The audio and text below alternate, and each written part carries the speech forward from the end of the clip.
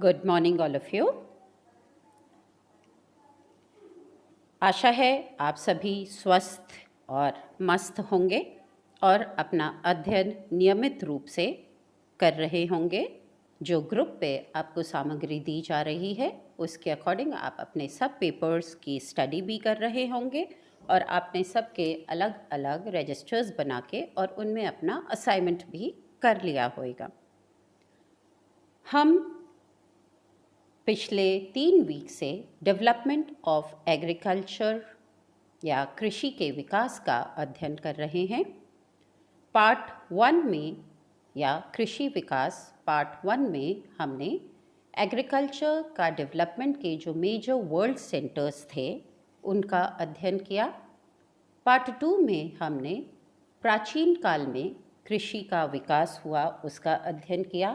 Part 3 में हमने मध्यकाल में कृषि के विकास का अध्ययन किया और आज हम डेवलपमेंट ऑफ एग्रीकल्चर के पार्ट 4 में आधुनिक काल में कृषि के विकास का अध्ययन करेंगे। जैसा कि हम सभी जानते हैं कि कृषि विकास की प्रक्रिया को 3 कालों में विभाजित किया जा सकता है: प्राचीन काल, मध्यकाल और आधुनिक काल। और ये जो कृषि का विकास हुआ इन 3 कालों में वो प्रत्येक स्थान पर प्रत्येक काल में विभिन्न रहा है। कृषि के विकास में भिन्नता तो रही पर कृषि के जो विकास का प्रोसेस रहा वो एक जनरल प्रोसेस ये रहा कि जहाँ भी कृषि का विकास हुआ वहाँ कृषि आखेटक व्यवस्था से प्रारंभ होकर आखेटक और एकत्रीकरण से अर्धस्थायी, स्थायी जीवन निर्वहन होते होते विशिष्ट और व्यापारिक कृषि में परिवर्तित या विकसित होती चली गई। ये जो समय रहा कृषि का आखेटक से और विशिष्ट और व्यावसायिक कृषि तक आने का, वो विभिन्न स्थानों पर वहाँ की सामाजिक, आर्थिक, शैक्षिक और तकनीकी कंडीशंस के अकॉर्डिंग डिफरेंट रहा। हमने पिछले 2 वीक्स में प्राचीन काल और मध्यकाल में कृषि के विकास का अध्ययन किया और जैसा कि हमने देखा था कि कृषि के उद्भव और विकास की प्रक्रिया को हम 3 प्रमुख कालों और 6 उपकालों में विभक्त कर सकते हैं। प्राचीन, मध्यकाल और आधुनिक काल, ये 3 प्रमुख काल हैं और जो 6 उपकाल हैं उनमें हमने प्राचीन काल को प्रागैतिहासिक और ऐतिहासिक काल में विभक्त किया, मध्यकाल को पूर्व मध्यकाल और मध्यकाल में विभक्त किया और आधुनिक काल को पूर्वाधुनिक काल और आधुनिक काल में विभक्त किया।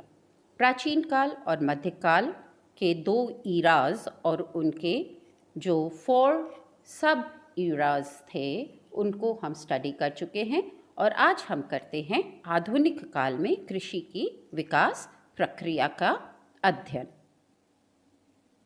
आधुनिक काल को हम 15वीं शताब्दी के एंड या 16वीं शताब्दी से वर्तमान काल तक का समय मानते हैं। इन जनरल इस काल में बहुत से नवीन आविष्कार या न्यू इन्वेंशंस हुए, सोशल रेवोल्यूशन या सामाजिक क्रांति की शुरुआत हुई टेक्नोलॉजिकल डेवलपमेंट से and because of changes in the social structure and development of new technologies, new machineries, कृषि की अवस्था और व्यवस्था में बहुत रेवोल्यूशनरी चेंजेस या क्रांतिकारी परिवर्तन आए। पूर्व आधुनिक काल को हम 16वीं शताब्दी से 18वीं शताब्दी तक का पीरियड मान सकते हैं। इस समय कई नए क्षेत्रों की खोज हुई और यूरोप निवासियों ने, विशेषकर पुर्तगाल, स्पेन, फ्रांस, इटली और इंग्लैंड के जो सेलर्स या नाविक थे उनके द्वारा नए समुद्री मार्गों की खोज की गई।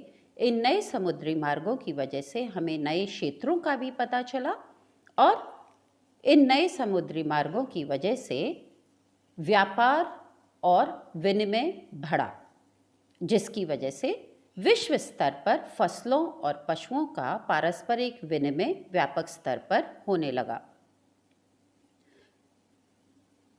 दुनिया में उगाई जाने वाली जो विभिन्न क्षेत्रों में फसलें थीं, उनका भी पारस्परिक आदान प्रदान प्रारंभ हुआ। इस समय भूमध्य सागरीय देशों में रसदार फल की खेती, विशेषकर अंगूर, अंजीर, जैतून और अंजीर का प्रसरण स्पेन और पुर्तगाल के निवासियों ने किया।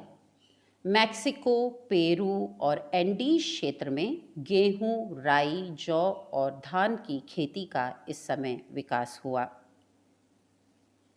16वीं शताब्दी के पश्चात जो ये सेंट्रल अमेरिका का रीजन था, यहाँ पे शुगर केन, बनाना, टी और कॉफ़ी की खेती प्रारंभ हुए और अमेरिका से अनेक फसलें एशिया और यूरोप की तरफ भी प्रसारित या डिस्पर्स हुई, जिनमें मेजर थी मक्का, आलू, तंबाकू और टमाटर। ये Americas, North America, South America और सेंट्रल अमेरिका से यूरोप और एशिया के केंद्रों तक पहुँचे। मिर्ची, टमाटर, आलू, मूंगफली और मक्का, इनका एशियाई देशों में विनिमय शुरू हुआ, व्यापार शुरू हुआ और फिर क्योंकि बीज यहाँ पे पहुँचे तो इनका कृषि उत्पादन भी इन क्षेत्रों में प्रारंभ हुआ। क्योंकि विश्व स्तर पर प्राविधिक ज्ञान में निरंतर वृद्धि होती गई और परिणामतः कृषि कार्यों में नए यंत्रों का भी आविष्कार हुआ। जुताई के लिए लोहे के हलों का आविष्कार हुआ और विशिष्ट कृषि व्यवस्था का पशुपालन भी एक अंग बन गया। इस समय दूध के लिए और मांस के लिए भी पशुओं का पालन प्रारंभ हुआ, मतलब डेयरी एंड मीट इंडस्ट्री का डेवलपमेंट हुआ। क्योंकि टेक्नोलॉजिकल डेवलपमेंट्स हो रहे थे और इंडस्ट्रीज़ का विकास हो रहा था और साथ ही साथ जनसंख्या में भी वृद्धि हो रही थी, तो कृषि के जो उत्पादन थे वो अब सिर्फ खाद्यान्नों के लिए नहीं होकर उद्योगों के लिए कच्चे माल की आपूर्ति के लिए भी होने लगे।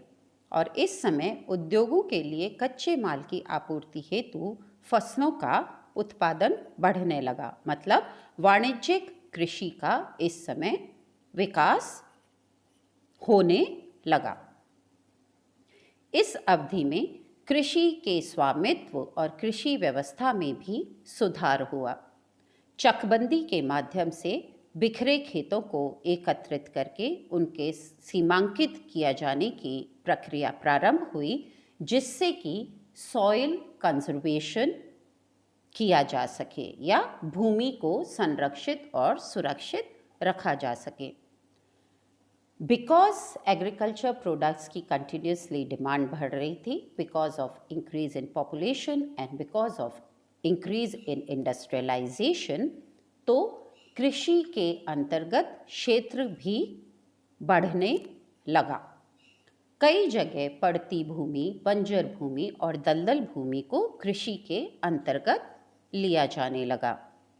कृषि तकनीक में सुधार एवं विकास होता रहा, जिससे उत्पादन में भी वृद्धि हुई। कृषि में औद्योगिक फसलों का विकास हुआ, जैसा कि अभी मैंने आपको बताया। फसलों के चयन और शस्य संयोजन में भी परिवर्तन आया। मिश्रित कृषि व्यवस्था का इस समय विकास हुआ और खाद्य एवं उर्वरकों का उपयोग ज़्यादा होने लगा, क्योंकि प्रोडक्शन बढ़ रहा था, एग्रीकल्चर लैंड में इंक्रीज हो रहा था, पड़ती भूमि और बंजर भूमि कम हो रही थी, तो नेचुरली हमें एग्रीकल्चर लैंड की प्रोडक्टिविटी मेंटेन करने के लिए खाद्य और उर्वरकों का प्रयोग करना पड़ा और इसलिए खाद्य और उर्वरकों का प्रयोग या उपयोग में इस समय वृद्धि हुई। तो ये पूर्व आधुनिक काल के बेसिक फैक्टर्स रहे कृषि के विकास के। आधुनिक काल को हम मानते हैं 18वीं शताब्दी से वर्तमान तक के पीरियड को। इस समय वैज्ञानिक उन्नति एवं औद्योगिक क्रांति हुई, जिसके परिणाम स्वरूप लाइफ के स्ट्रक्चर में एंड एवरी फील्ड में रेवोल्यूशनरी चेंजेस आए, क्रांतिकारी परिवर्तन हुए। नए नए वैज्ञानिक आविष्कारों और प्राविधिक ज्ञानों की उन्नति के साथ साथ कृषि में भी परिवर्तन आए।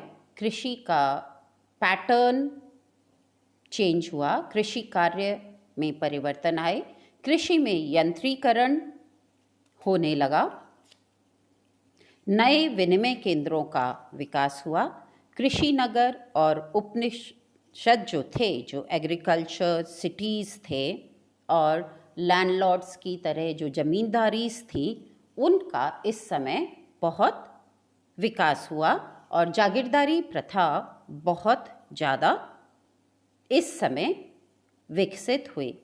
वैज्ञानिक एवं प्राविधिक ज्ञान में वृद्धि हुई, कृषि यंत्रीकरण बढ़ा और क्योंकि कृषि यंत्रीकरण बढ़ा, लैंड के स्ट्रक्चर में, लैंड के स्वामित्व में परिवर्तन आया, तो कृषि अवस्था और कृषि व्यवस्था में परिवर्तन आए।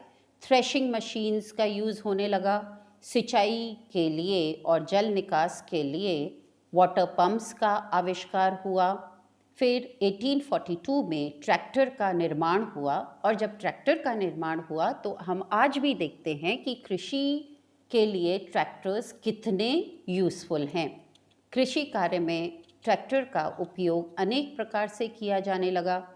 1930 में फसल काटने की मशीन और 1931 में डीजल इंजन से ट्रैक्टर्स चलाने शुरू हुए और इसके उपयोग say that is water pumps and tractors and threshing machine से कृषि कार्य में अपेक्षित सुधार हुआ। कृषि कार्य में इस अवधि में फसलों की जुताई, सिंचाई के अतिरिक्त अन्य कार्यों जैसे बुआई, निराई, गुड़ाई के लिए भी विभिन्न उपकरणों का प्रयोग होने लगा। इन कृषि मशीनों, उर्वरकों और कीटनाशक दवाओं के उपयोग तथा उन्नतशील बीजों के प्रयोग से कृषि कार्य में सघन विकास हुआ, इंटेंसिव डेवलपमेंट हुआ ऑल ओवर द वर्ल्ड और उत्पादन में तीव्र गति से वृद्धि हुई। वैज्ञानिक कृषि का विकास विश्व के समस्त कृषि क्षेत्रों में हुआ।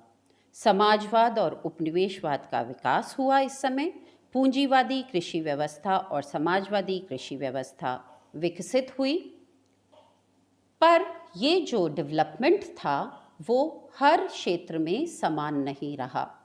वैज्ञानिक एवं प्राविधिक ज्ञान से संपन्न क्षेत्र विकसित हुए और इनके अल्प प्रयोग करने वाले क्षेत्र अल्प विकसित हो गए। तो इस समय जो वर्ल्ड था वो बेसिकली 2 रीजन्स में डिवाइड हो गया, विकसित देश और विकासशील देश या developed countries and developing countries. Developed countries या विकसित देशों में वैज्ञानिक कृषि का निरंतर विकास होता गया। कृषि उत्पादन, कृषि विशिष्टीकरण और बाजारोन्मुख कृषि का विकास इन देशों में हुआ।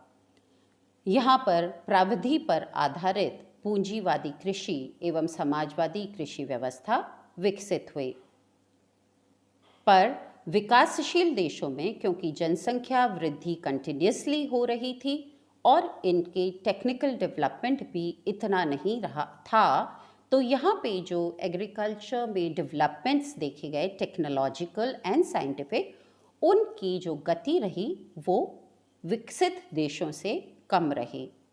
इन विकासशील देशों में प्रोडक्टिविटी जो एग्रीकल्चर की थी या उत्पादन था वो भी कम था और यहाँ पे जो कृषि रही वो बेसिकली निर्वाहक कृषि ही रही।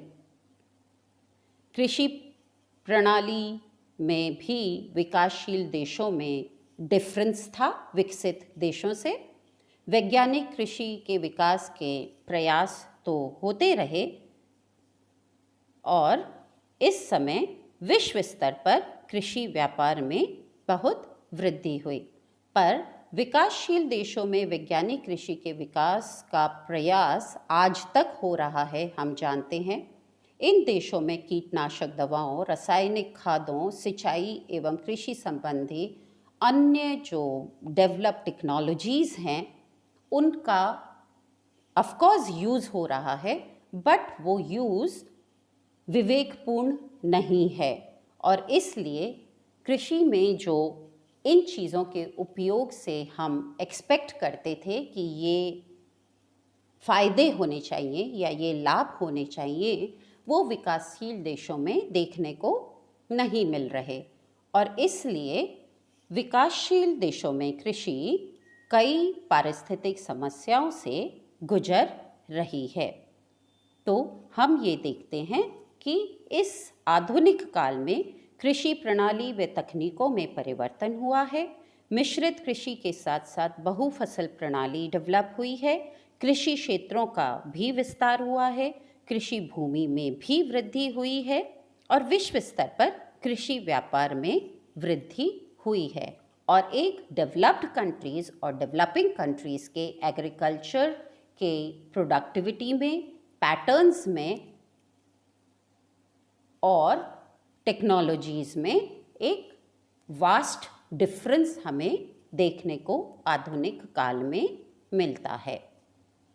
तो ये था कृषि का आधुनिक काल और पूर्व आधुनिक काल में विकास का एक स्ट्रक्चर। Thank you.